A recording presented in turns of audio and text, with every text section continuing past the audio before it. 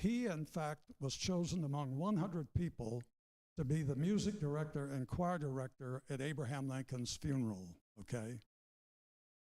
Teresa Weber was connected to the Weber family, and she had a cousin who was Felix Mendelssohn. So there's a lot of music associated with that window.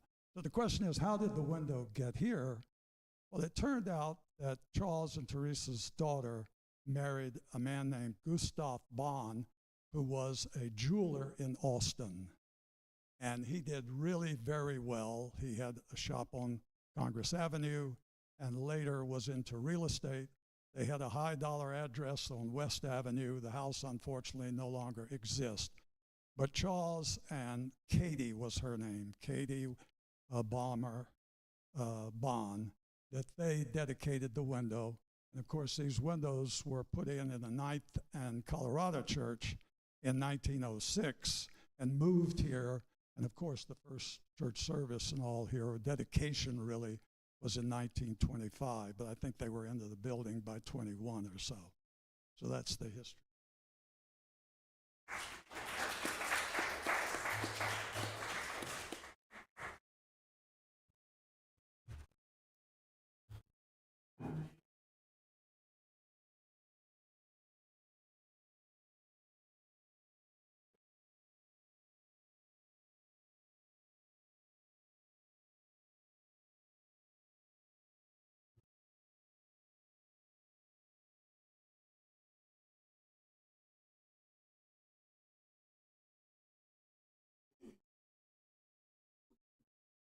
So I have to have my notes. Mel doesn't. I have to have my notes. As I think of the people that we're honoring today by the dedication of these stained glass windows, my heart is full. I'm so grateful to know each of them. They have each had a tremendous impact on my life, and I love each one of them dearly. I know the congregation feels as I do. Before I reveal the names, I have written a few words briefly to describe each person. See if you can guess who's who by my descriptions. I think the first one's already a giveaway based on what we've heard today. No, number two, sorry. Person one was always attuned to other people's needs in a way I have never witnessed before. Pure compassion. It has been said, and I can attest personally, that he worked to make every person's load a little or a lot lighter. Person two has brought out talents we never knew we had. She has also brought joy and goosebumps to each and every one of us through amazing auditory delights. Person three is a brainiac with humor. Who could that be? When he told me that his new Apple Watch could tell him when he's ovulating, I about fell out of my chair laughing.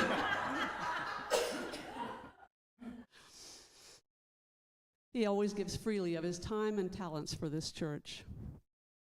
Person four is the glue that gives meaning to the word community, holding us all together. She is the first to meet and engage with new faces in a way that is genuine and curious. She also publishes our local newspaper. It is my great pleasure to honor these four in a lasting way. You can go ahead and reveal. Beloved Pat and Mel Oakes, beloved Nodi and Dennis Murphy.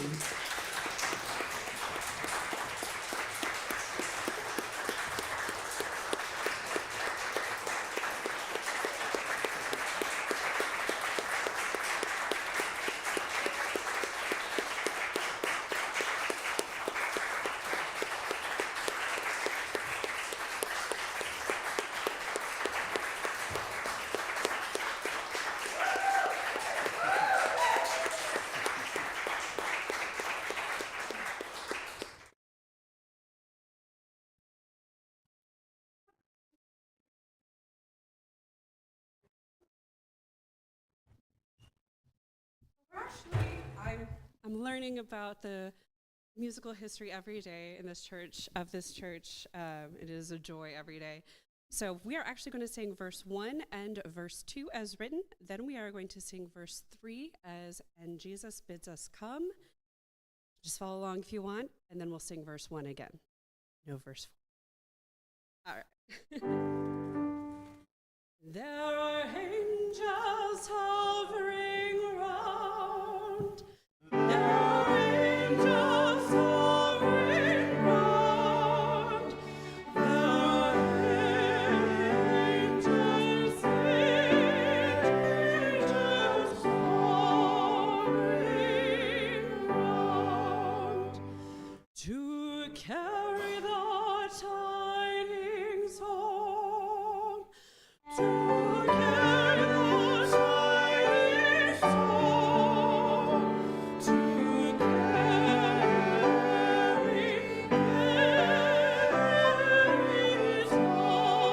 tidings home. And Jesus bids us come. And Jesus bids us come. And Jesus bids us come.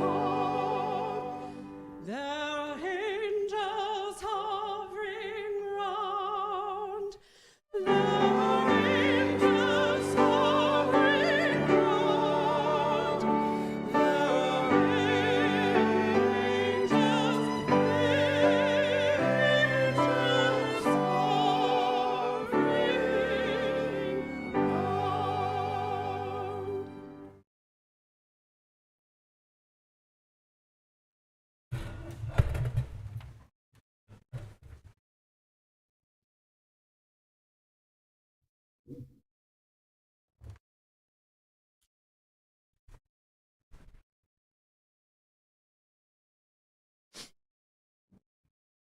When we first arrived in Austin in 1966, the Oaks were among the very first to welcome us into the church, and by the way, into the physics department. And we've been friends ever since, and they've had a tremendous impact on my life. I was just reminded by something they sent me a week ago of our first adult Sunday school class that was held on the second floor offices of the YMCA on Guadalupe Street, and we were Pat and Mel, Jean and Vic Appel, and Sarah and me met with John Towery, and we discussed a book called Situation Ethics. I must say I don't remember much about that book, but so the Murphys arrived about 12 years later or 14 years later, somewhere around 1980 or 1991. I'm going to try to give a sort of a quick overview of their service to the church and meaning up through about the turn of the century. And I can't possibly express very much of the whole thing. It's really much more than I could say, I think. The 1970s, as our children were growing up, was largely a time of Christian education and Sunday school teaching. Am I not close enough? Okay. Shouldn't have to be this close to the microphone. Okay. Pat served on the Christian Education Board. Yes, we had a board of Christian education then. Mel taught classes of grade school children and later on the high school children. And as he already mentioned, we had lots of work days of repair and maintenance. Our first Sunday school class was before the new wing was built. And then after the wing was built, we did all our own maintenance and renovation and whatever needed to be done. And Pat Mallox and Riser Everett led much of that through the whole several decades. I'm trying to have to keep track of all the things I want to mention, and of course I don't have time for them all. Pat served on the deacons in those years and organized Christmas potluck suppers, and it was during those years that the Oaks began having their Christmas candlelight service open house after the candlelight service. And that went on for many, many years.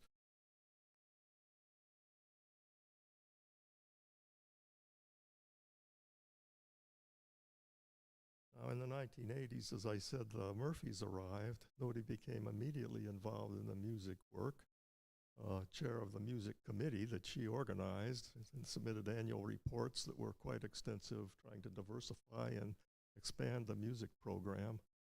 When the 1990s came, Lawrence Castle, Marie Shale, our longtime choir director, retired. And Nodi and Norma Hawes took over the choir as best they could at the time. We hired a new choir director that lasted about a year, and then Nodi felt obliged to take it on herself, and you all know the result of that, how much our music program increased. She always found us wonderful musicians, including the ones we have today. Robin was our regular cellist for some time during that earlier period. And Dennis immediately in the 80s became a part of the leadership of the church. If you look through the annual reports, and by the way, Mel has a wonderful historical website of the church that you should all consult if we could only get the website link distributed. Dennis, you'll find Dennis's name in the annual reports of the meeting minutes, always working and speaking up. He was on the coordinating council for much of that time and was constantly working. And as I think, as Pam already alluded to, he was always cared for individual people, always, all the time. The 90s were a big year in that, I should have mentioned that there was a committee in the 1980s called the Committee on the Future of the Church. Now that's a recurring theme that we went through over the decades. In the middle of the 1990s, we decided that we really couldn't survive here any longer, and we had a big project to try to move. And Dennis chaired the sales committee that I was on, and Pat was on the search for a new site that Sarah was on. And we worked very hard at that, and we decided finally, under the leadership of interim pastor Rich Thompson, we decided that we would try to bloom where we were planted, and so we did. Dennis became the chair of the search committee that found Tom Vandestad for us. And he also wrote most of the church profile at that time. So, I mean, there's just all these things that I got a list here, and there's just so much that can't possibly express what I feel about all of these people.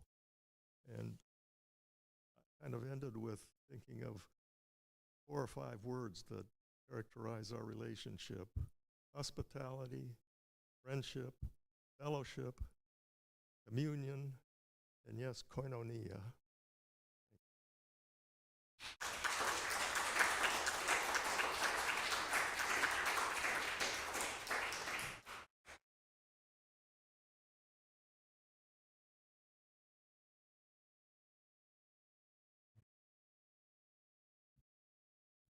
I'm a lot shorter than he is. Good morning. Let's see, I think I need it up just a little bit. When John Goff asked me to speak this morning, I realized that I was in the category really of the old timers now. Because John said that he and Gail had just been here 18 years. And I can't, I've kind of lost count about how long it has been. But, my entrance was kind of in a sideways motion. At first, Chester brought Robin to Sunday school at the behest of Michael Adams and Jamie Adams. And then Chester was coming to church. And then Chester started singing in the choir. And I would come from time to time. And then I came a little more often. And at one time I was taking piano lessons over at UT, and my teacher suggested it would be good for me to play in other circumstances and, maybe play at church. So that was the first real contact I guess I'd had with Nodi, other than seeing her direct the choir. And she said, oh yes, that would be very helpful. At that time, the choir was rehearsing downstairs in what we call the choir room. And so the pianist was there for some time, but then had to come up here to rehearse with the trio. And she said, well, so when the pianist comes upstairs, then you can play for us. So my vision and my skills were better then, so I did. And I was kind of sitting on the corner and, singing to myself as they were singing. And she said, well, if you're going to sing, you might as well sing in the choir.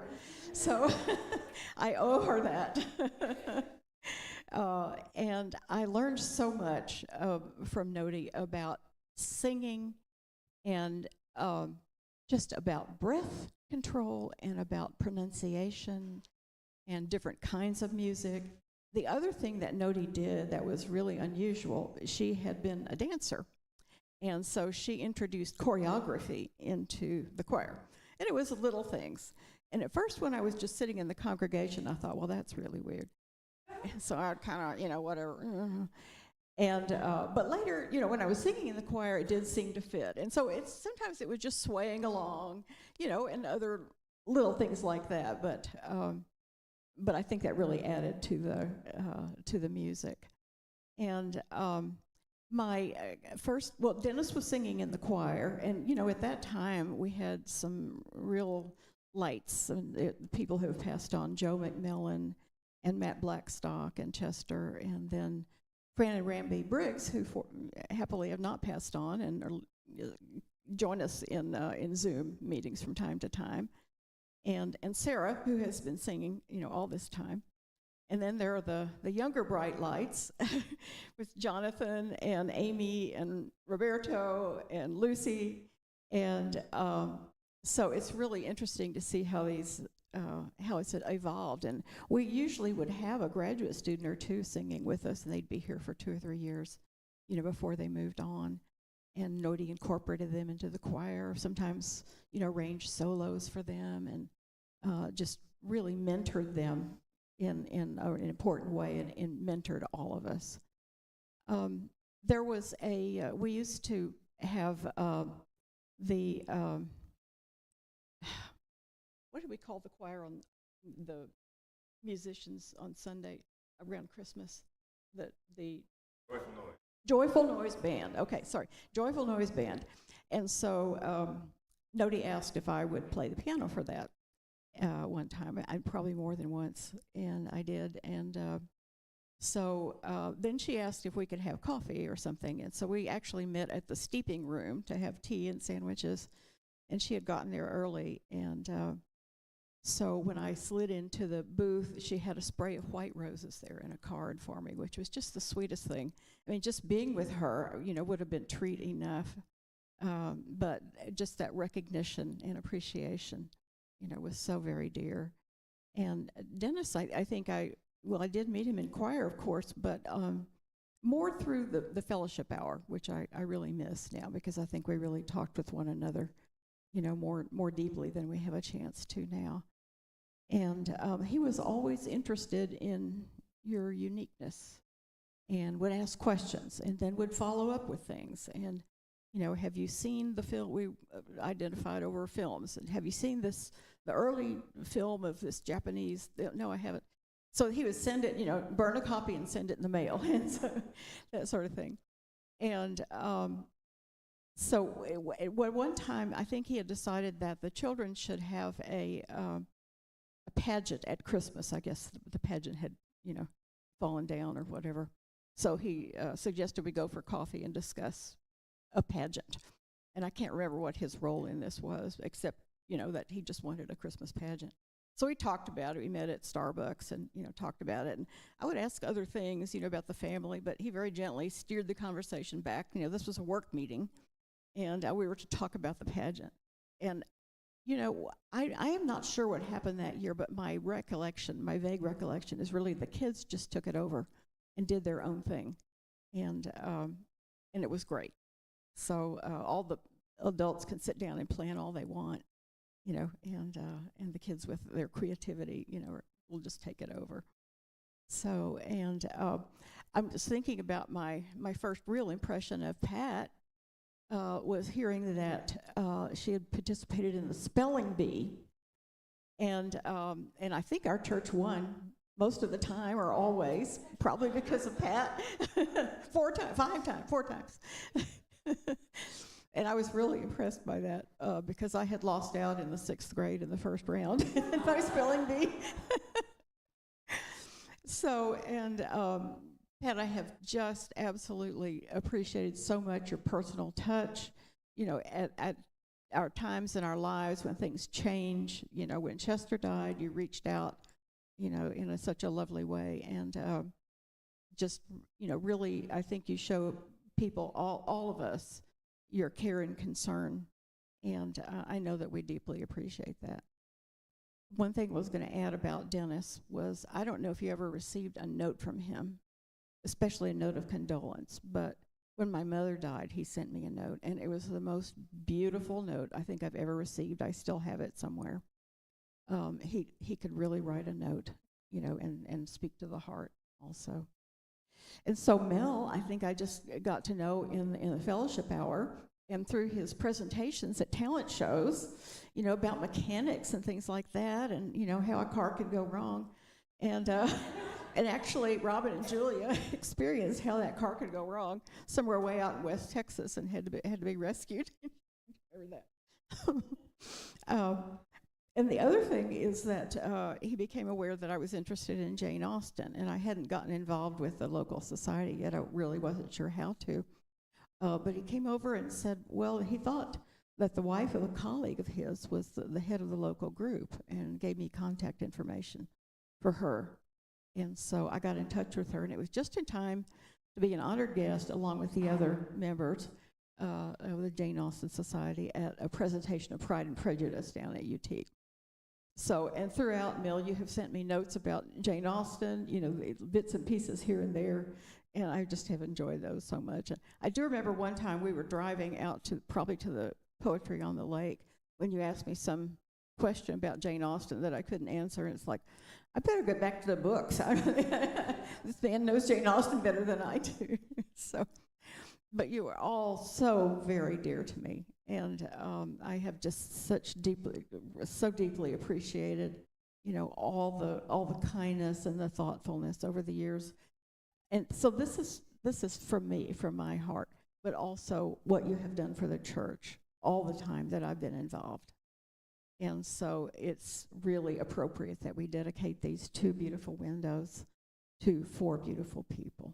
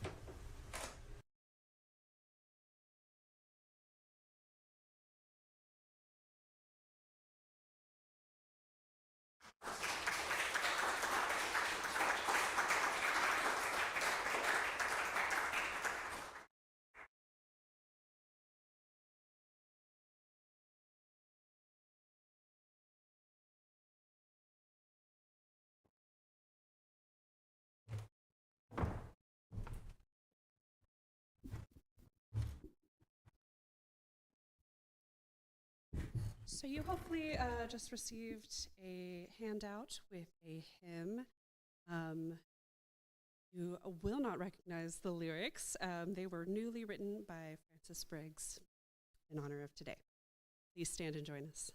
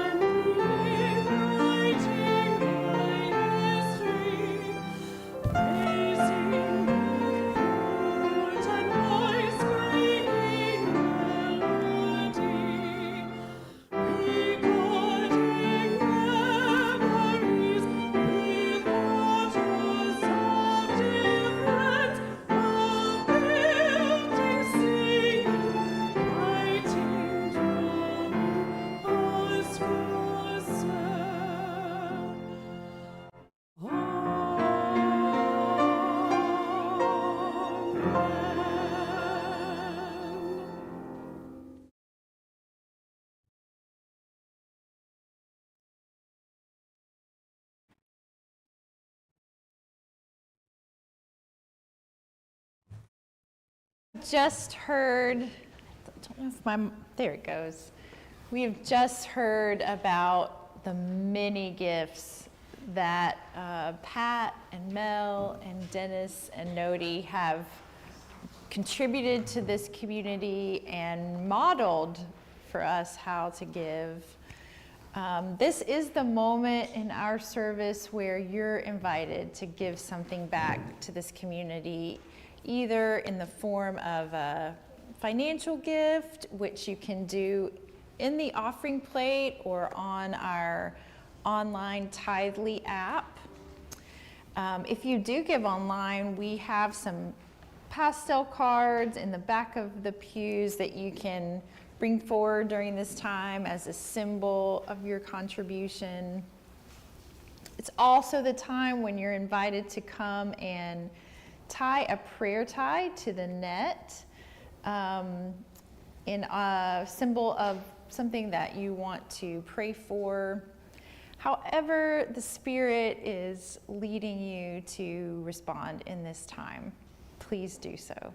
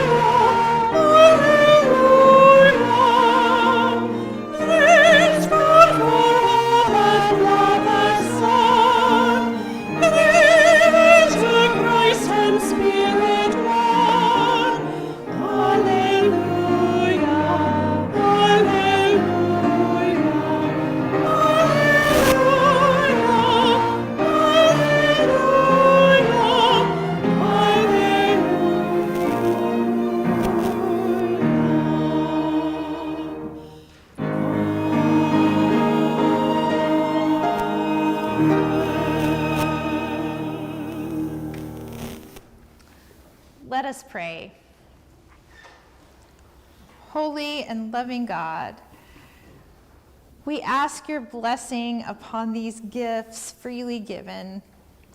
May they be used for the formation and building of your kingdom on this earth. May they help us to lay a foundation for a strong future together as this community of faith and as the hands of feet and feet of Christ in the community that surrounds us. In the name of Christ we pray. Amen. You may be seated.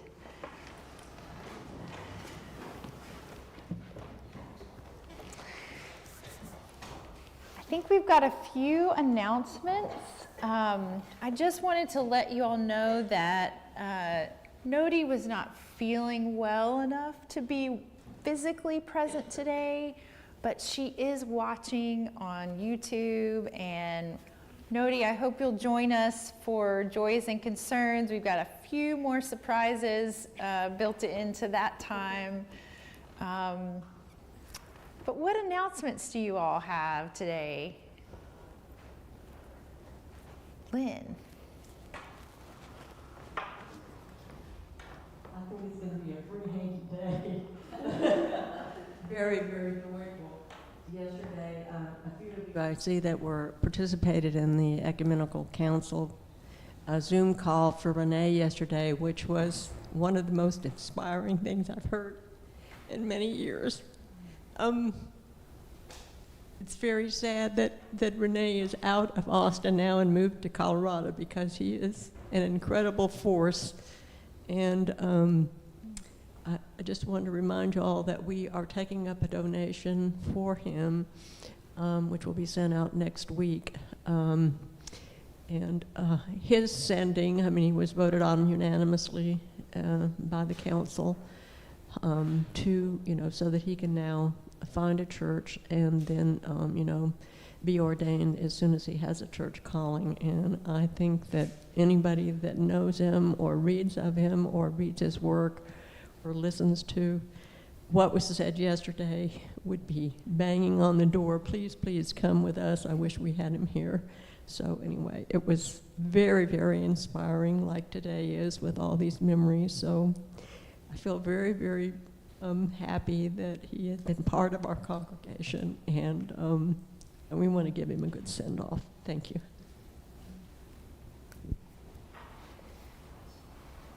I want to share with y'all about our search for an interim, that the coordinating council voted to call someone, and we're not going to say who it is until we negotiate a covenant contract call, but it's really moving. I mean, even emails last night when I was in a big family reunion, trying to get things going. So, and I may have shared this earlier, but we really have had extraordinary help from the South Central Conference on this. They sent us, the conference minister sent us a very qualified candidate. So we move forward. Nobody knows what this ministry will hold, but we move forward with real hope, and our momentum can keep going. Just want to give everybody a heads up about something coming up with Central Texas Interfaith as we begin to close out the summer and go back to school. Wanted to let you know that we have been working with AISD on the subject of park and green space equity on our south and east sides. We were in meetings with the superintendent and with the trustees in the past couple of weeks. There's some things that have been happening that are slowly coming forward to the news regarding the AISD's control over the district that are fairly serious, that we need to make sure that we keep our eye on and talk about. There is a school that is currently in failing status, and it does need to turn around by next school year, or the state has an option to come in. And so there are talks about making sure that what happened in Houston does not happen in Austin. We are sponsoring a block walk when school starts in advance of back to school night on the east side. I'm working on organizing that now, and we'll have more information for you soon.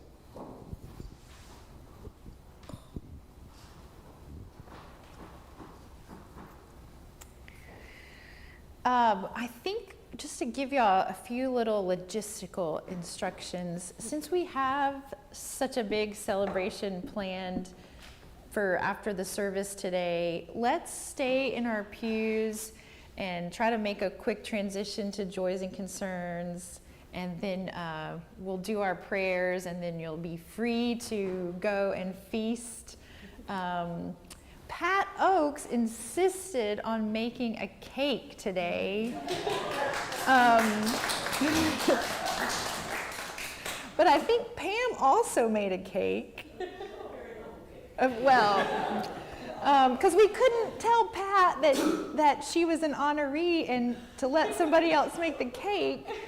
But that just means all of us get to enjoy one of Pat's amazing cakes that are full of sugar and love.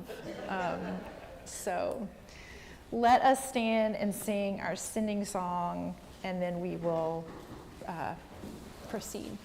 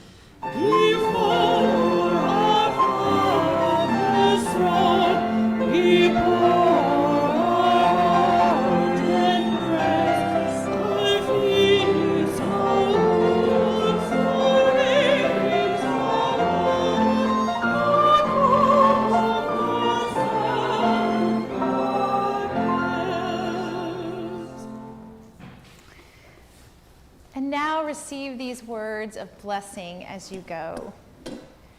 May the peace of Christ be with you.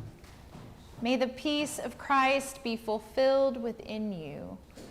For it is within you that the living Christ dwells. Yield to them and allow something new to grow. Go in peace. Amen.